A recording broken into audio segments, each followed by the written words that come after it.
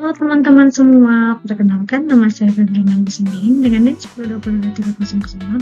Saya mahasiswa Stika Santara Sedemikian dengan program Studi Manajemen Informasi Kesehatan. Baik, di sini saya akan memaparkan materi tentang menyusun kerangka dan hipotesis. Selamat menonton.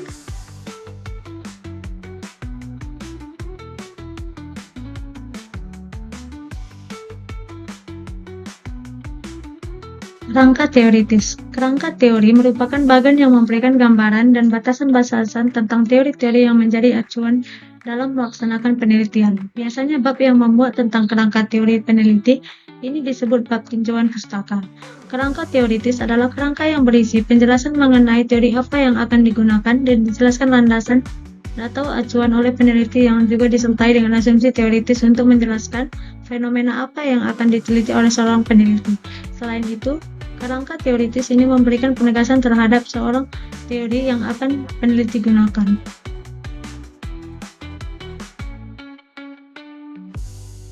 Kerangka teoritis. Kerangka teori merupakan bagan yang memberikan gambaran dan batasan-batasan tentang teori-teori yang menjadi acuan dalam melaksanakan penelitian. Biasanya bab yang membuat kerangka teori penelitian ini disebut dengan bab tinjauan pustaka. Kerangka teoritis adalah kerangka yang berisi penjelasan mengenai teori apa yang digunakan dan dijelaskan landasan dan acuan oleh peneliti, yang akan disertai dengan asumsi teoritis untuk menjelaskan fenomena apa yang akan diteliti oleh seorang peneliti. Selain itu, kerangka teoritis ini memberikan penegasan terhadap sebuah teori yang akan peneliti gunakan.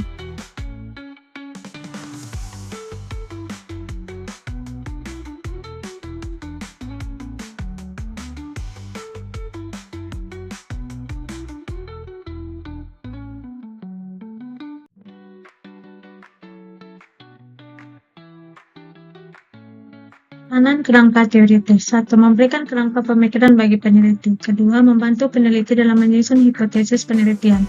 Yang ketiga, memberikan landasan yang kuat dalam menjelaskan dan memakai data serta 4. Mendukung permasalahan penelitian secara logis dan runtut. Kelima, membantu dalam membangun ide-ide yang diperoleh dari hasil penelitian.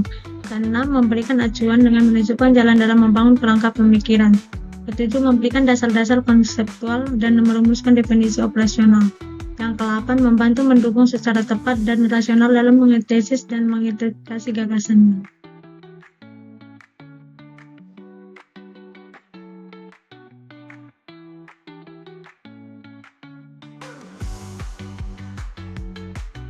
Langkah-langkah menyusun kerangka teori. Yang pertama, memahami topik penelitian. Ini melibatkan membaca dan memeriksa literatur yang relevan dengan topik tersebut. Misalnya, jika penelitian berkaitan dengan dampak perubahan iklim terhadap kesehatan manusia, peneliti harus memahami aspek-aspek penting tentang perubahan iklim dan berdampaknya pada kesehatan. Yang kedua, menentukan variabel penelitian. Variabel penelitian adalah konsep atau faktor yang akan diteliti dan diukur dalam penelitian. Variabel dibagi menjadi variabel independen yang mempengaruhi variabel lain dan variabel dependen yang mempengaruhi oleh variabel independen.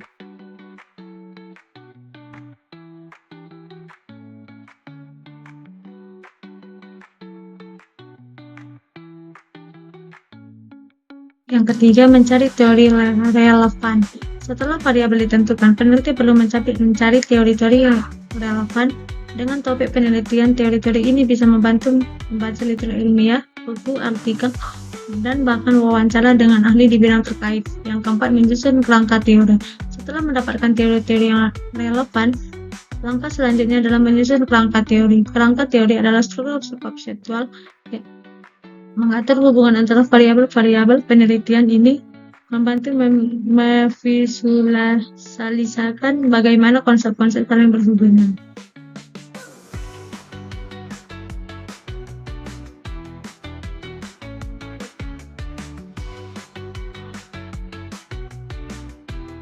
Yang kelima, menyusun hipotesis. Hipotesis adalah pernyataan yang diajukan sebagai prediksi atau jawaban terhadap pertanyaan penelitian. Hipotesis dapat dinyatakan sebagai hubungan antara variabel-variabel penelitian. Karena menguji hipotesis, langkah berikutnya adalah menguji hipotesis yang diajukan. Ini melibatkan pengumpulan data, analisis data, dan interpretasi hasilnya. Mode penelitian yang digunakan akan sesuai dengan jenis data yang diperlukan.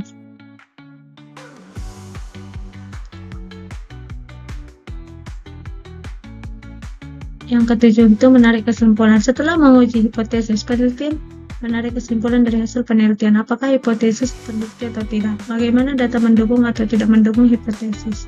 Kesimpulan ini harus didukung oleh bukti empiris yang ditemukan dalam penelitian.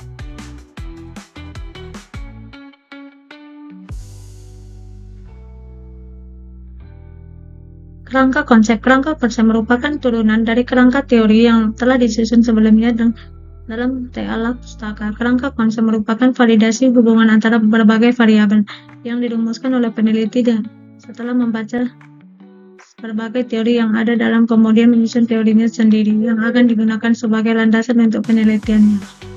Pengertian lainnya tentang kerangka konsep penelitian yaitu kerangka hubungan antara konsep-konsep yang akan diukur atau diamati melalui penelitian yang akan dilakukan. Kerangka konsep berisi variabel yang diteliti maupun tidak diteliti, serta harus sesuai dengan tujuan penelitian.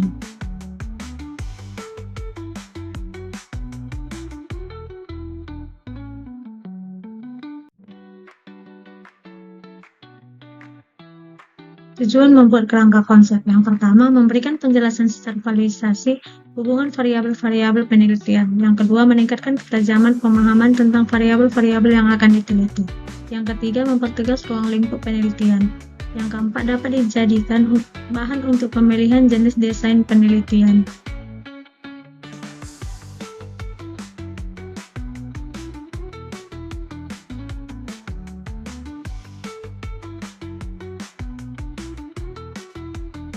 Cara membuat kerangka konsep. Yang pertama, identifikasi kembali topik penelitian terutama variabel penelitian. Yang kedua, identifikasi kerangka teori dalam tinjauan pustaka sebagai dasar membuat kerangka konsep.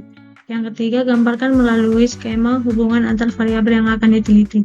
Yang keempat, pastikan semua variabel penelitian yang akan diteliti setelah dikoordinir dalam skema kerangka konsep penelitian. Yang kelima, jika dalam gambar kerangka konsep penelitian ada variabel yang tidak diteliti, maka diberikan penjelasan secara umum, garis menunjukkan variabel yang diteliti dan garis putus-putus menunjukkan variabel yang diteliti. Yang keenam, memberikan uraian secara singkat dan jelas bagaimana konsep-konsep tersebut mempengaruhi konsep dan atau variabel yang lain.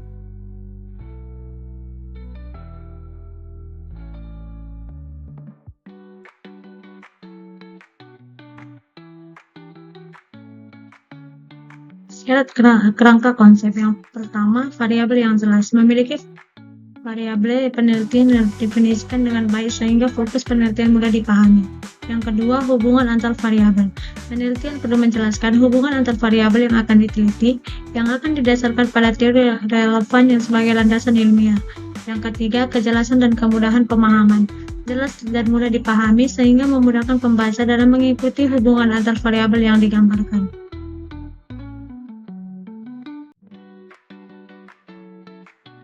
Hipotesis. Menurut Webb 2013, hipotesis berasal dari kata hupo dan tesis. Hupo artinya sementara atau lemah keberadaannya, dan tesis artinya pernyataan atau teori. Hipotesis pada dasarnya merupakan proposisi atau anggapan yang mungkin benar dan sering digunakan sebagai dasar pembuatan suatu keputusan, pemecahan persoalan, ataupun dasar penelitian lebih lanjut.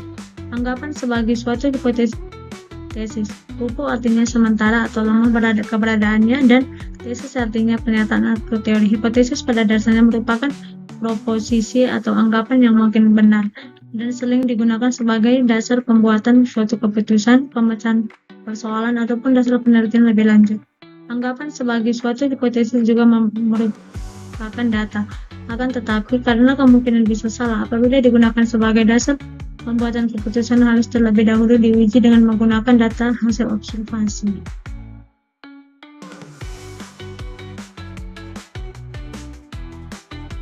Alasan mengapa hipotesis harus dibuat. Yang pertama, hipotesis yang dirumuskan peneliti dapat dijadikan bukti kuat bahwa peneliti mempunyai penguasa yang cukup luas dan mendalam mengenai fokus kajian. Yang kedua, hipotesis merupakan panduan peneliti dalam rangka pengumpulan data dan analisa data, penentuan prosedur kerja dan data yang harus dicari selama proses penelitian.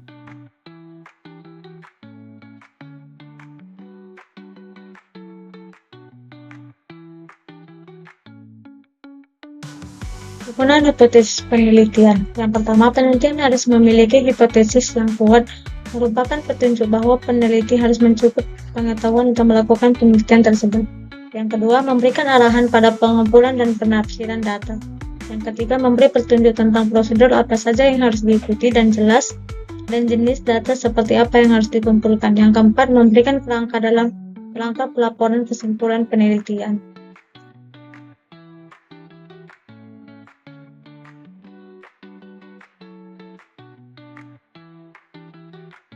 Jenis hipotesis 1 dilihat dari arah penolakannya.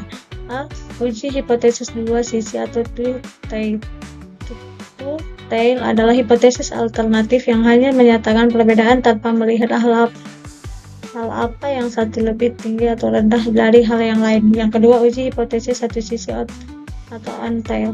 Untail adalah bila hipotesis alternatifnya menyatakan adanya perbedaan dan adanya pernyataan yang menyatakan yang satu lebih tinggi atau lebih rendah daripada yang lain.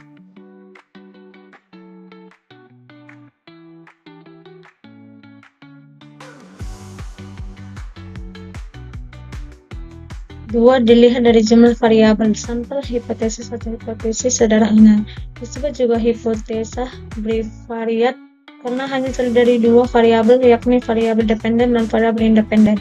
Pada jenis hipotesis parameter distribusi populasi dinyatakan secara lengkap. Hipotesis sederhana terdiri dari dua jenis, yaitu hipotesis antar hubungan asosiatif dan sederhana yang secara sistematis ditulis dengan variabel X dan Y sebagai berikut: X ke Y. Hipotesis untuk hubungan kasual sederhana secara matematis ditulis dengan variabel X dan Y sebagai berikut.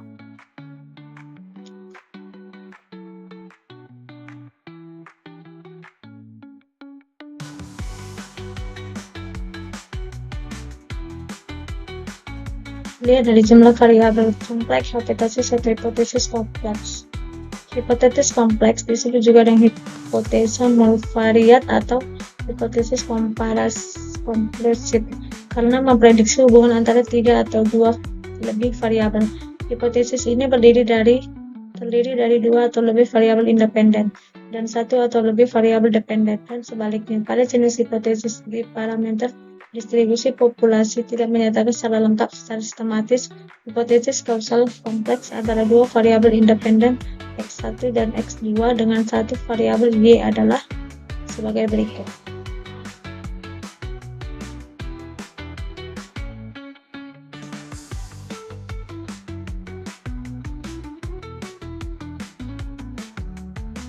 Jenis hipotesis yang pertama, hipotesis deskriptif. Hipotesis deskriptif ini berbentuk pernyataan tentang nilai suatu variabel mandiri atau tidak membuat perbandingan atau hubungan. Yang kedua, hipotesis komparatif. Hipotesis yang menyatakan dugaan nilai suatu variabel atau lebih pada sampel yang berbeda. Yang ketiga, hipotesis asosiatif. Hipotesis ini berisikan pernyataan yang menunjukkan dugaan hubungan antara dua variabel atau lebih.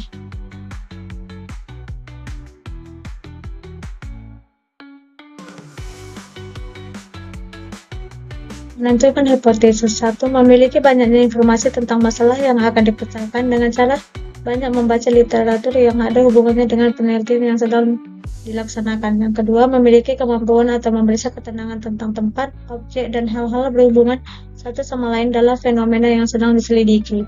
Yang ketiga, memiliki kemampuan untuk menghubungkan suatu keadaan dan keadaan yang lain yang sesuai dengan kerangka teori di bidang ilmu yang bersangkutan.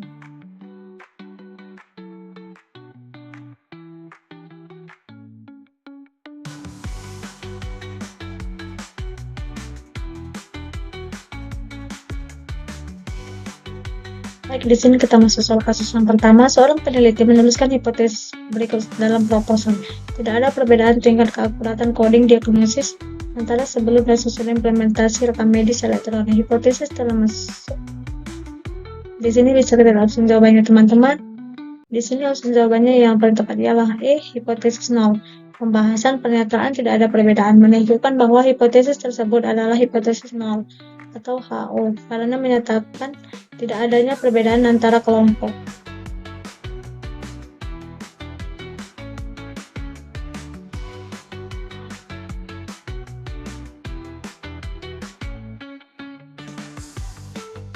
Kasus yang kedua, peneliti di bagian klaim BPJS meneliti Hubungan kelengkapan berkas rekam medis dengan ketepatan waktu pengajuan klaim BPJS. Hipotesis yang dirumuskan, terdapat hubungan antara kelengkapan berkas rekam medis dengan ketepatan waktu pengajuan klaim BPJS. Jenis hipotesis berdasarkan hubungan antar variabel adalah, di sini bisa kita lihat opsi jawabannya teman-teman. Di sini jawabannya yang pertama adalah D, hipotesis hubungan atau asosiatif. Pembahasan hipotesis menyatakan terdapat hubungan sehingga termasuk hipotesis hubungan asosiatif karena menguji keterkaitan antara dua variabel.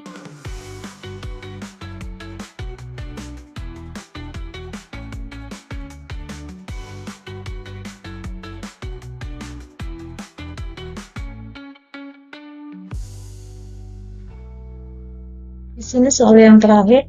Seorang staf rekam medis bernama Yuni bekerja di Rumah Sakit Columbia, mengamati bahwa banyak dokter spesialis tidak mengisi lembar resume tepat waktu. Setelah melakukan wawancara mendalam kepada para dokter untuk menemukan alasan atau teori baru mengapa hal itu terjadi, peneliti menyimpulkan adanya faktor kelelahan digital. Hipotesis yang muncul dalam pengamatan lapangan ini disebut, di sini bisa kita lihat jawabannya teman-teman. Di sini ialah jawaban pertama itu ialah B, hipotesis induktif, di mana pembahasannya berangkat dari pengamatan dan wawancara untuk membentuk teori baru.